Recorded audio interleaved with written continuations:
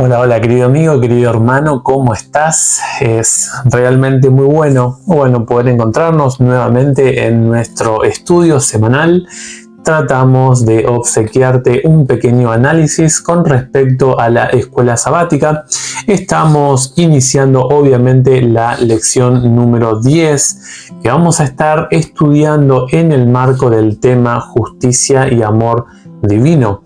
Estamos analizando el libro de bases, obviamente nuestro libro complementario ya está ajado porque lo hemos estado empleando en todos estos meses y qué lindo es poder entender un poquito el amor, la justicia de Dios, entender el tema del mal, entender el tema del dolor, y en esta semana vamos a comprender un poquito más cómo es el desarrollo de este conflicto. El conflicto no se desenlaza de una forma desordenada, arbitraria de una de las partes, sino que nosotros como criaturas finitas que experimentamos y que compartimos en primera plana lo que es el impacto del mal y el conflicto cósmico, como estudiamos la semana pasada, necesitamos entender esto.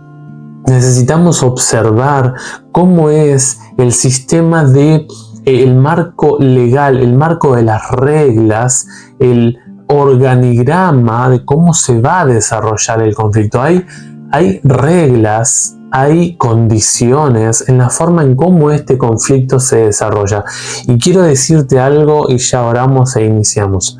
El principal que está siendo cuestionado en este conflicto no eres tú ni yo, sino que es la persona de Dios. Y no tiene que ver con una cuestión de quién tiene más poder, si Dios o Satanás. Dios no está interesado en mostrar su poder, porque obviamente la Biblia nos muestra a Dios como todopoderoso. Lo que Dios sí está muy interesado es que tú como criatura y yo como criatura podamos, aunque sea, observar un poquito en sus inicios, aunque sea de forma limitada, pero que sea suficiente, su carácter. Su carácter, ese es el punto principal del gran conflicto. Es la cuestión central. Por eso tenemos muchas descripciones en la Biblia de cómo son estas reglas. Y ¿sabes qué? Lo más lindo de estas reglas es que Dios te respeta como criatura libre. Por eso es importante tu decisión y la mía en este conflicto cósmico y las reglas sobre las cuales se desarrolla este conflicto. Vamos a orar y vamos a iniciar. Querido Padre que estás en el cielo, alabamos y bendecimos tu nombre en esta ocasión. Gracias por permitirnos tener los medios para poder estudiar tu palabra, para poder entenderla, para poder comprenderla y sobre todo estudiarte a ti, oh Dios, tu carácter, tu temperamento, tu forma de actuar, tu sabiduría, y poder simplemente rendirnos ante ti y alabarte por cómo eres. Queremos invitarte a que nos enseñes, a que nos instruyas por medio del Espíritu Santo, y gracias porque tú eres respetuoso del ser humano, exalta las cualidades que tú admiras de los fieles y nos incentivas a andar en los mismos senderos. Oramos por nuestros oyentes, que bendiga sus vidas, y oramos en el nombre de Jesús. Amén y amén. Como dijimos en la introducción, el conflicto se desarrolla de una forma ordenada. No se desarrolla de una forma desordenada y no tiene que ver justamente con la demostración de quién es más poderoso, sino tiene que ver con el anhelo de Dios de que conozcas por qué ocurren ciertas cosas, cómo es su carácter y que puedas actuar o tomar decisiones en consecuencias. Uno de los puntos que toca el libro complementario es la historia de Job. Si miras en los capítulos 1 y 2, el libro de Job, que ya hemos charlado en otras ocasiones de este libro, vas a encontrar en los capítulos 1 y 2 del libro de Job las escenas tanto desarrolladas en la tierra, en la persona de Job y toda su familia y sus conocidos y sus riquezas, así también como en el cielo, juzgando el carácter de Dios, juzgando la forma en que Dios traba relación con sus criaturas, abriendo a todo el concilio celestial la oportunidad de ser oidores, tanto escuchar los argumentos que se tratan en el concilio, así también como ver cómo se desarrolla esta acusación, este juicio que se le hace a la persona, al carácter de Dios, aquí en la tierra. Y vas a ver de que el que maneja las normas, y obviamente que hay como una especie de pacto cósmico, como llama el autor del libro complementario, hay una especie de pacto cósmico. Vas a ver cómo se desarrolla en ese pacto cósmico en la vida de Job el gran conflicto. El gran conflicto tiene ciertas reglas que se van dando lugar, se van describiendo a medida que leemos el capítulo 1 y 2. Fíjate que en primera instancia dice la Biblia que fueron los hijos de Dios a congregarse delante de Dios. El libro de Job no registra, no es el interés de Dios de contarte qué hablaron los demás representantes de los otros mundos que fueron a la presencia de Dios.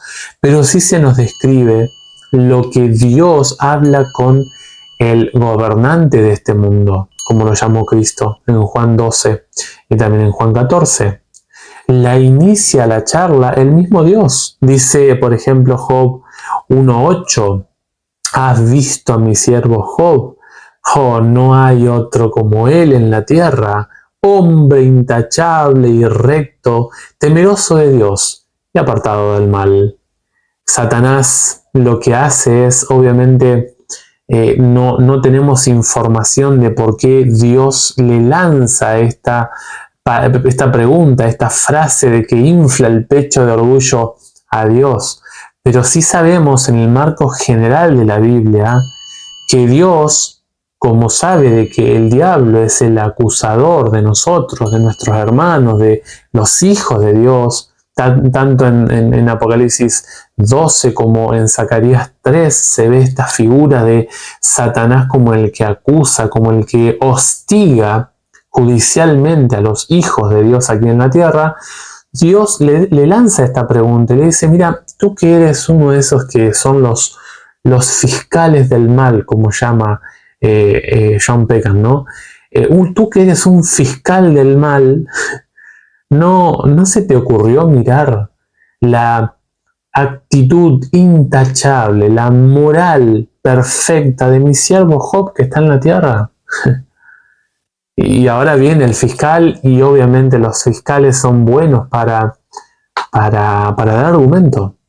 Y dice, mira, ¿y tú crees que ese que está en la tierra, que tú llamas fiel, que tú llamas perfecto, varón justo, temeroso de Dios, ¿tú crees que Él lo hace de forma gratuita?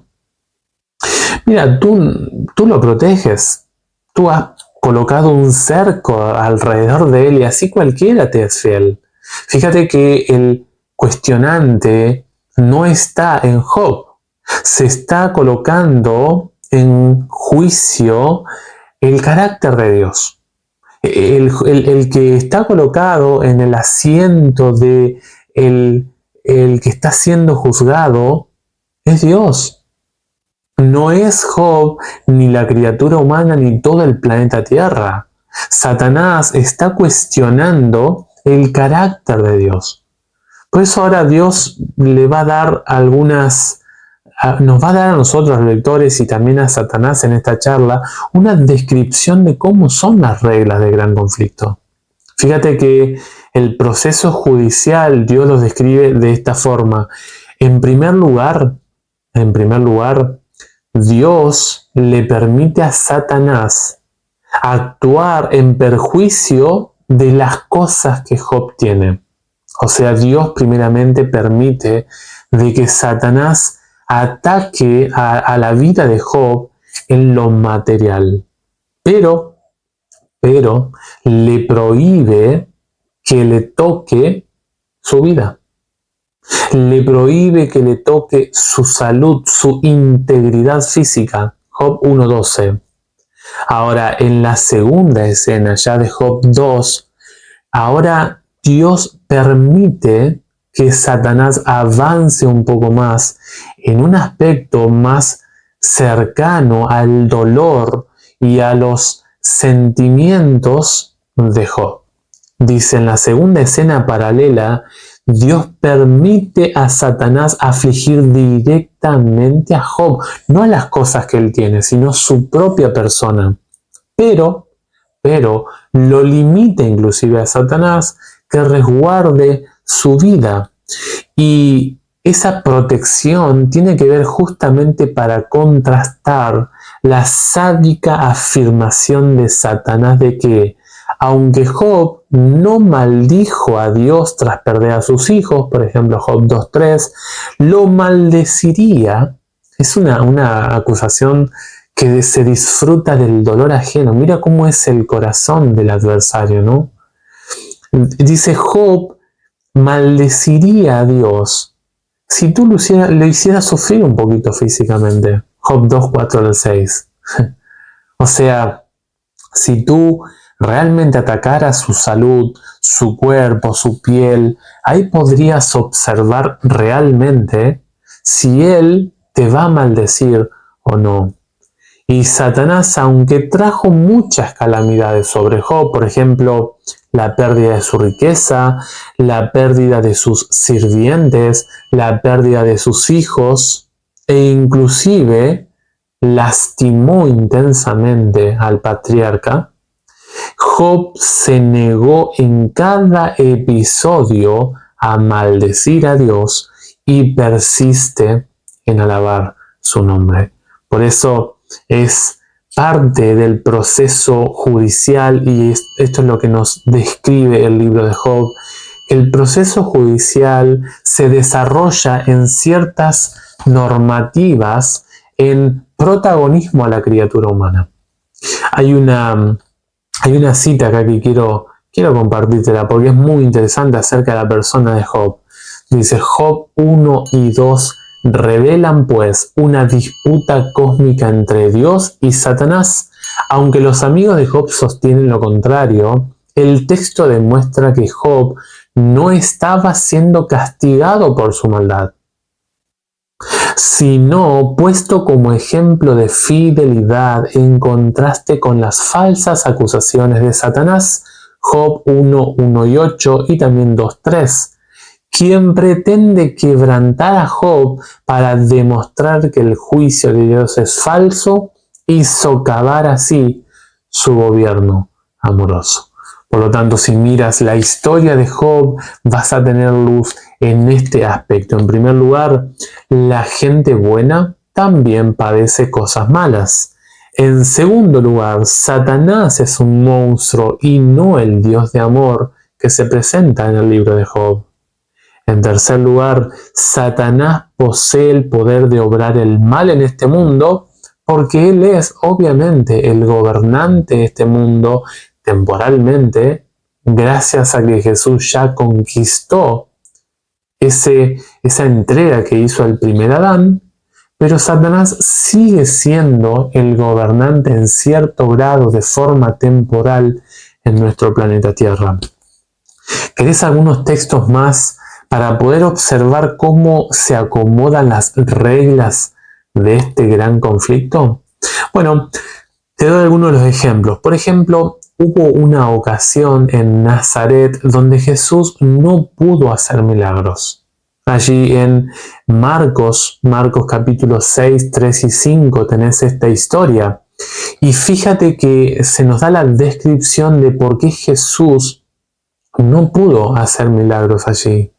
Dice que la gente de allí, por causa de su incredulidad, Jesús se retiró del lugar. Fíjate que no se avanza, el cielo no avanza, no muestra su bondad, no muestra su poder cuando el ser humano no quiere. Esa es una normativa del gran conflicto. Otra historia hubo un padre que tenía un hijo endemoniado, allí en Marcos 9 lo puedes leer. Fíjate que el desenlace más fuerte del gran conflicto entre Cristo y Satanás se ve en el Antiguo Testamento, perdón, en el Nuevo Testamento, porque en el Antiguo Testamento se ven algunos destellos muy poquitos de cómo se relacionan directamente, muy estrechamente Satanás y Dios, pero el desarrollo más fuerte es en el Nuevo Testamento. ¿Por qué? Porque Satanás sabía proféticamente que venía el que le iba a quitar el poder, porque estaba profetizado en Génesis 3:15.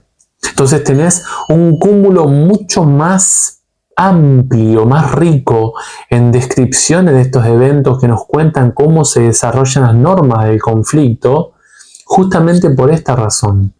En el Nuevo Testamento encontramos mucho más demostraciones, revelaciones de este gran conflicto, porque obviamente la persona de Jesús aparece de forma directa, proféticamente, en el Nuevo Testamento.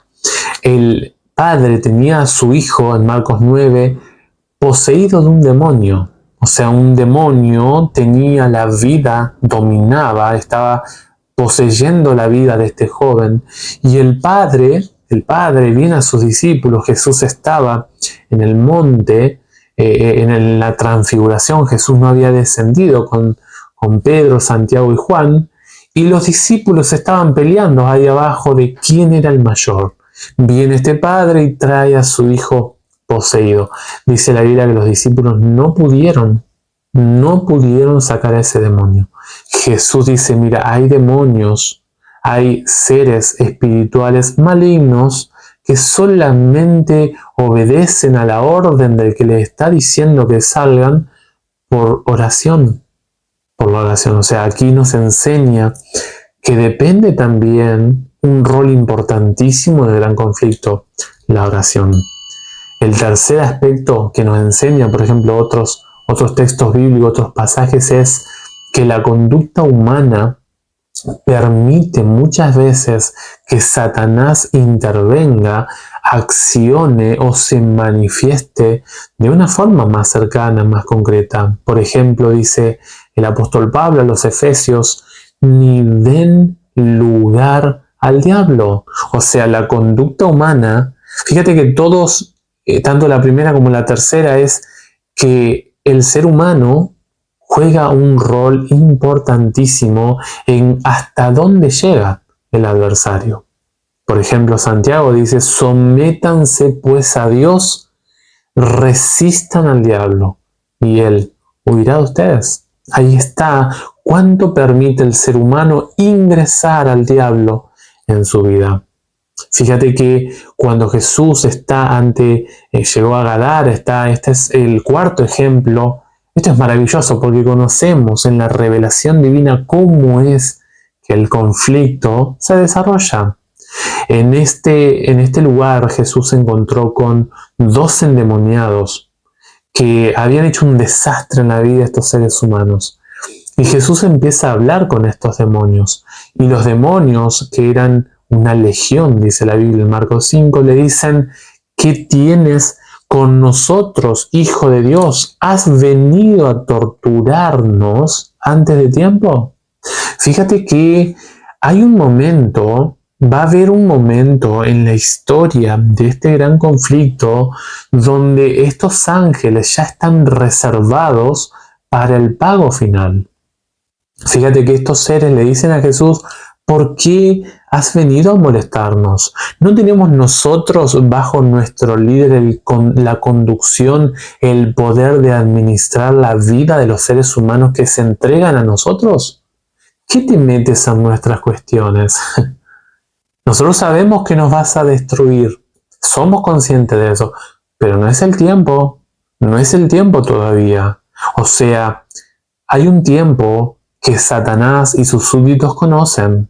Y hay un tiempo que Dios y sus súbditos conocen. Nosotros como seres humanos deberíamos también conocerlos. Fíjate que hubo una ocasión, el quinto ejemplo que te voy a dar, que da el libro complementario es muy interesante. El quinto ejemplo es una vez que Jesús le contó a sus apóstoles y en especial a Pedro, que le dijo que Satanás hizo una petición al cielo. El cielo y el mundo de las tinieblas están en contacto. Nosotros no lo vemos porque es un conflicto que es invisible, obviamente, pero que está. Es un conflicto que nosotros lo observamos a la luz de la escritura bíblica. La escritura bíblica dice que Jesús le dijo a los apóstoles: el diablo os ha pedido para zarandearos. La palabra ha pedido implica a alguien que formula la petición, que tiene el derecho legal para hacerla. O sea, el cielo recibió la petición de Satanás para sacudir, para zarandear la vida de fe de sus discípulos. Y el último ejemplo, entre varios más, tenés el momento cuando el ángel de Jehová, allí en Judas 9, vas a ver de que el ángel de Jehová viene a sacar a Moisés de las garras de la muerte. Y dice la Biblia que el acusador se acercó y habló con el ángel de Jehová, que es, si miramos las características, es un término en referencia a Cristo. Dice que este ángel vino a despertar al líder amado por Dios, que vio a Dios cara a cara, y el adversario vino y le cuestionó, diciéndole: tú no puedes llevarte el cuerpo porque él es mío, él pecó.